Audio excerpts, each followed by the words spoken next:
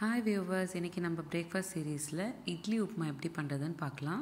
இட்லிக்கு தொட்டுக்க சாம்பார் இல்லாத டைம்லேயும் இட்லி சாப்பிட்றதுக்கு போரிங்காக இருந்தாலும் அந்த டைமில் இட்லி உப்புமா செஞ்சுக்கோங்க.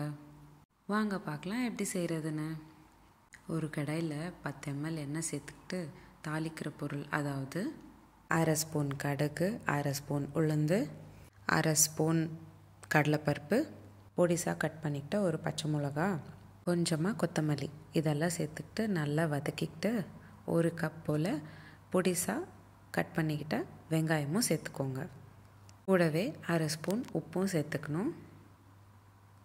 8 போல் இட்லியை நான் உதிரி ஆக்கிக்கிட்டு அதையும் சேர்த்துக்கிறேன். சேர்த்தக்கப்புறம் ஒரு 2 நிமிஷம் நல்லா கலந்து விட்டுக்கிட்டே இருந்தீங்கன்னா நம்ம இட்லி உப்புமா ரெடி ஆயிடுச்சு.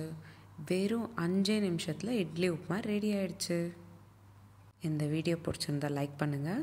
இதே மாதிரி டெய்லி ஒரு ரெசிபி பார்க்குறதுக்கு என்னோடய சேனல் சப்ஸ்கிரைப் பண்ணிக்கோங்க. மீண்டும் சந்திப்போம் ஒரு அழகான ரெசிபியுடன். தேங்க்யூ.